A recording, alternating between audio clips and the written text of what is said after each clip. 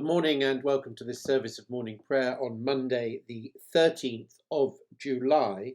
We will this morning be using the ministry area morning prayer sheet for the Trinity season, and the readings are Psalm 98, 1 Samuel 1, 1 to 20 and Luke 19, 28 to 40. I'm pleased to say that we went to England on Saturday and I had my hair cut, which is a great relief to me and possibly also to you.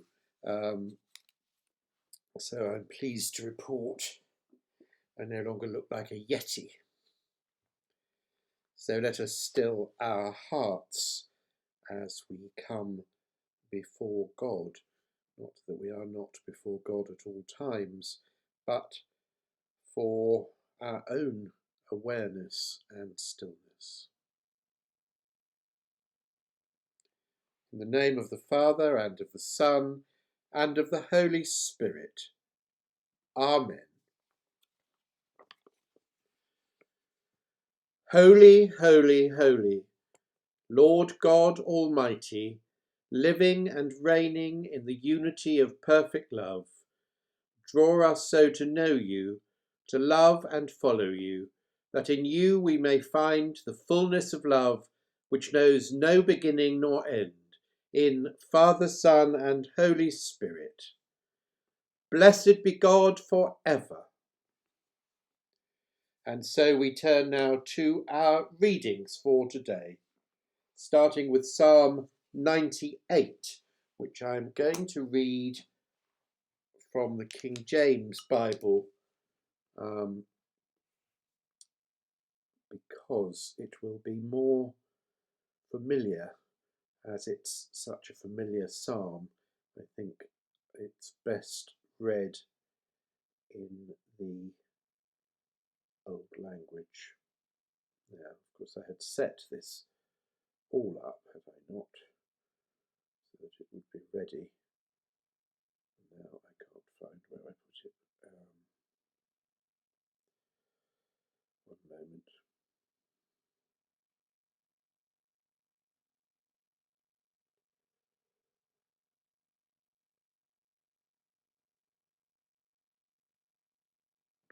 Psalm 98. O sing unto the Lord a new song, for he hath done marvellous things. His right hand and his holy arm hath gotten him the victory. The Lord hath made known his salvation. His righteousness hath he openly shewed in the sight of the heathen. He hath remembered his mercy and his truth towards the house of Israel. All the ends of the earth have seen the salvation of our God. Make a joyful noise unto the Lord, all the earth. Make a loud noise, and rejoice, and sing praise. Sing unto the Lord with the harp and the voice of a psalm. With trumpets and the sound of a cornet, make a joyful noise before the Lord the King. Let the sea roar, and the fullness thereof the world, and they shall dwell therein. Let the floods clap their hands, let the hills be joyful together before the Lord. For he cometh to judge the earth, with righteousness shall he judge the world, and the people with equity. Glory be to the Father, and to the Son, and to the Holy Spirit, as it was in the beginning, is now, and shall be for ever, world without end. Amen. And we turn now to our Old Testament reading, which comes today from the first book of Samuel, starting at the first verse. There was a certain man of Ramathaim, a Zuphite, from the hill country of Ephraim, whose name was Elkanah, the son of Jeroham, son of Elihu, son of Toshu, son of Zuph, and Ephraimite. He had 2 wives. The name of one was Hannah, the name of the other was Peninnah. Peninnah had children, but Hannah had no children. Now this man used to go up year by year from his town to worship and to sacrifice to the Lord of hosts at Shiloh, where the two sons of Eli, Hophni and Phinehas, were priests of the Lord. On the day when Elkanah sacrificed, he would give portions to his wife Peninnah and to all her sons and daughters. But to Hannah he gave a double portion, because he loved her, though the Lord had closed her womb. Her rival used to provoke her severely to irritate her, because the Lord had closed her womb. Therefore Hannah wept and would not eat. Her husband, Elkanah, said to her, Hannah, why do you weep? Why do you not eat? Why is your heart sad? Am I not more to you than 10 sons? After they had eaten and drunk at Shiloh, Hannah rose and presented herself before the Lord. Now Eli the priest was sitting on the seat beside the doorpost of the temple of the Lord. She was deeply distressed and prayed to the Lord and wept bitterly. She made this vow: O Lord of hosts, if only you will look on the misery of your servant and remember me, and not forget your servant, but will give your servant a male child, then I will set him before you as a Nazarite until the day of his death. He shall not drink neither wine nor intoxicants, and no razor shall touch his head. As she continued praying before the Lord, Eli observed her mouth. Hannah was praying silently. Only her lips moved, but her voice was not heard. Therefore Eli thought she was drunk. So Eli said to her, How long will you make a drunken spectacle of yourself? Put away your wine.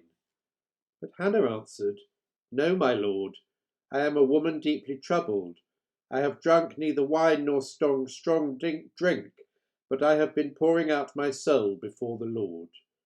Do not regard your servant as a worthless woman, for I have been speaking out my great anxiety and vexation all this time. Then Eli answered, Go in peace. The God of Israel grant the petition you have made to him. And she said, Let your servant find favour in your sight. Then the woman went to her quarters, ate and drank with her husband, and her countenance was sad no longer. They rose early in the morning and worshipped before the Lord. Then they went back to their house at Ramah. Elkanah knew his wife Hannah, and the Lord remembered her. In due time Hannah conceived and bore a son. She named him Samuel, for she said, I have asked him of the Lord. Hear what the Spirit is saying to the church. Thanks be to God. And we turn now to the New Testament for today's reading from the Gospel according to St. Luke, starting at the 28th verse of chapter 19.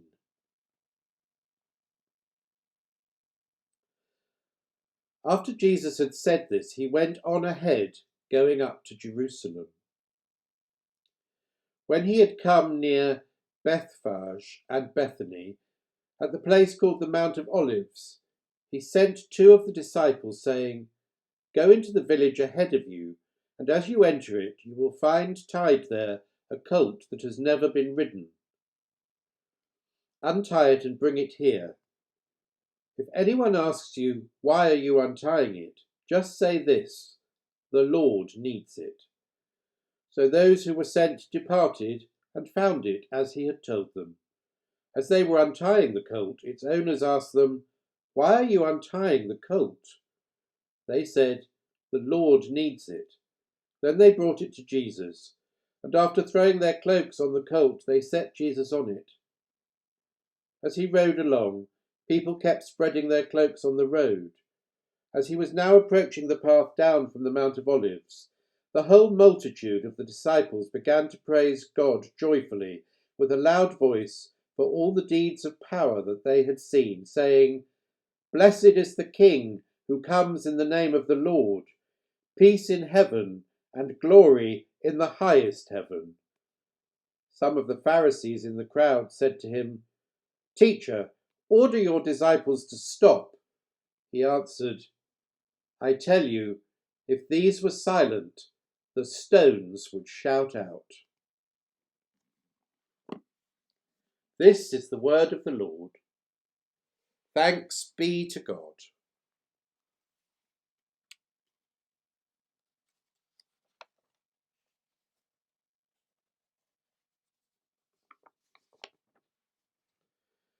And so we conclude our reading by saying the canticle together, the Song of the Three. Bless the Lord, the God of our forebears. Sing his praise and exalt him for ever. Bless his holy and glorious name. Sing his praise and exalt him for ever. Bless him in his holy and glorious temple. Sing his praise and exalt him for ever. Bless him who beholds the depths. Sing his praise and exalt him for ever. Bless him who sits between the cherubim. Sing his praise and exalt him for ever. Bless him on the throne of his kingdom. Sing his praise and exalt him for ever. Bless him in the heights of heaven. Sing his praise and exalt him for ever. Bless the Father, Son, and Holy Spirit. Sing his praise and exalt him for ever.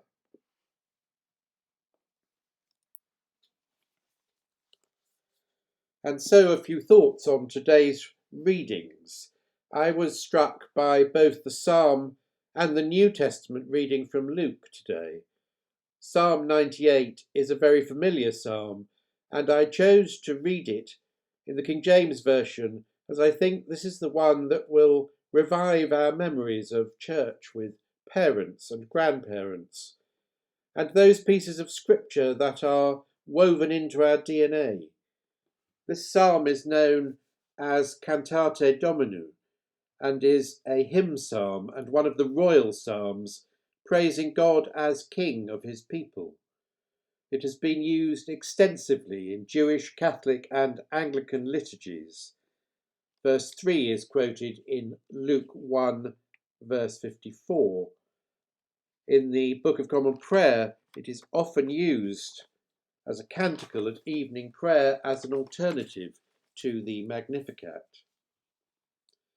Now, despite the various and difficult names in 1 Samuel, I am glad that we have left the gloom of Judges behind and find Hannah, of which it is said twice that the Lord had closed her womb, pleading with God and making promises to the character and behaviour of a son should the Lord let her conceive. God looks kindly upon Hannah, and so Samuel is conceived and born, which is rather a relief after all the slayings that we have been reading about in Judges and before just recently. In today's reading from the Gospel according to St. Luke, Jerusalem, upon an unbroken colt, with people spreading their cloaks on the road before him. I've always been rather intrigued by this story, which also appears in the other 2 synoptic Gospels as well as John. In the synoptic Gospels, Jesus comes down from the Mount of Olives and makes his procession into Jerusalem, with the disciples laying their cloaks upon the beast.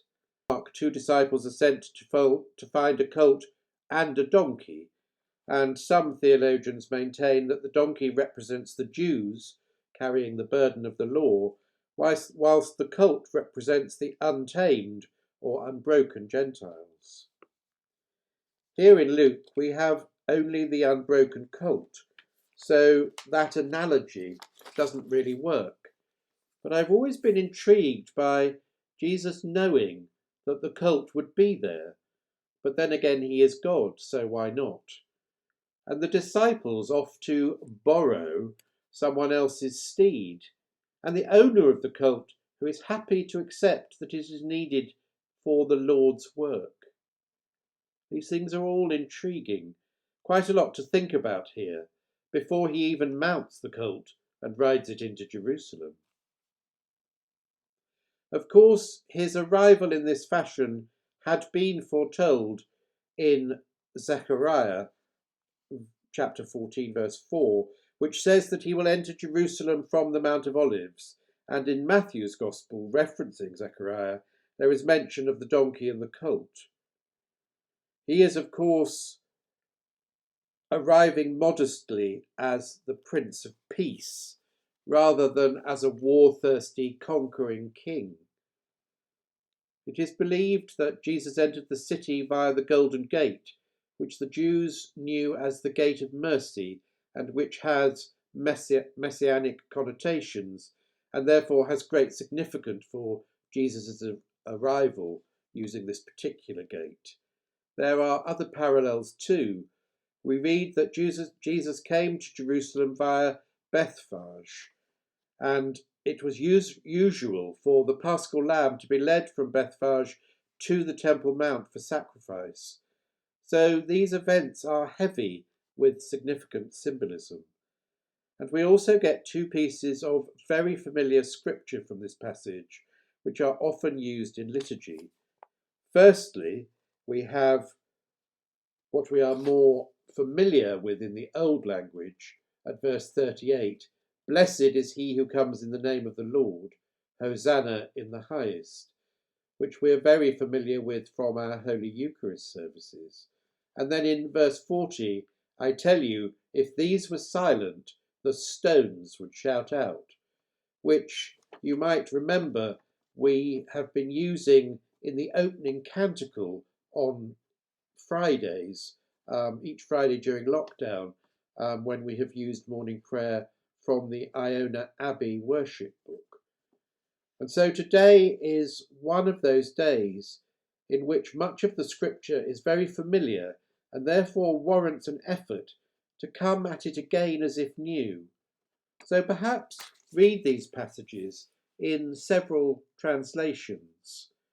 This is particularly easy to do these days online with Bible Gateway, for instance, and Bible Hub, where you can search for a specific passage and then from the drop-down menu choose which translation you would like to see. Maybe read them through out loud in 3 different versions and make a note of what jumps out for you, and then meditate and pray on those words or ideas which may well not relate to the events in the passage at all. Listen to your heart. Listen to God. This can be a wonderful way to hear what God is calling you to do. Amen.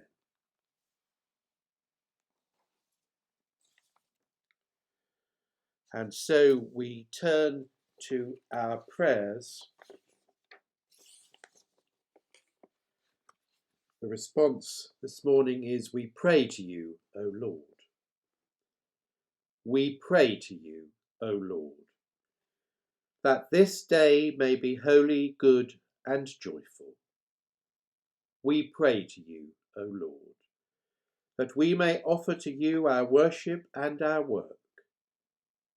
We pray to you, O Lord, that we may strive for the well-being of all creation. We pray to you, O Lord, that in the pleasures and pains of life we may know the love of Christ and be thankful. We pray to you, O Lord, that we may be bound together by your Holy Spirit in communion with our patronal saints, the Blessed Virgin Mary, and all your saints, entrusting one another and our life to Christ. We pray to you, O Lord. Let us commend ourselves and all for whom we pray to the mercy and protection of God. Amen. And the collect for today.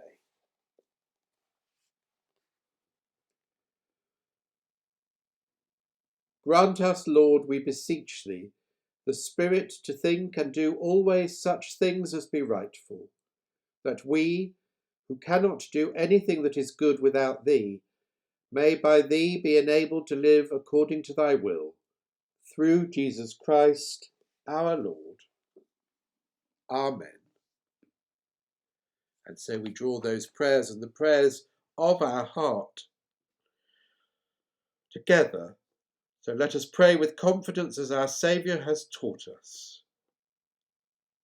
Our Father, who art in heaven, hallowed be thy name. Thy kingdom come, thy will be done on earth as it is in heaven. Give us this day our daily bread, and forgive us our trespasses, as we forgive those who trespass against us. And lead us not into temptation, but deliver us from evil. For thine is the kingdom, the power, and the glory, for ever and ever. Amen.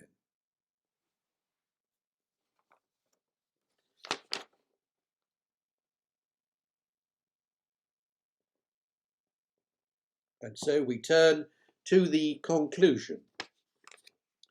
May God the Father, who first loved us and made us accepted in the Beloved, fill us with his love. Amen. May God the Son, who loved us and washed us from our sins in his own blood, give us his peace. Amen. May God the Holy Spirit, who sheds the love of God abroad in our hearts, inspire us to offer him all love and all glory for time and for eternity. Amen.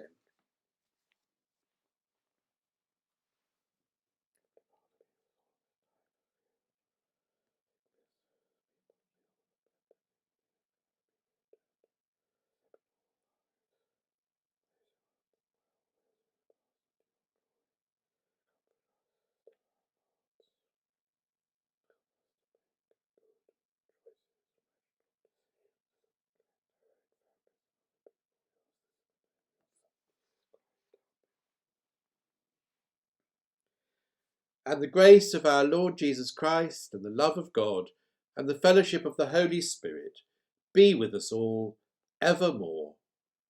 Amen. God bless and stay safe.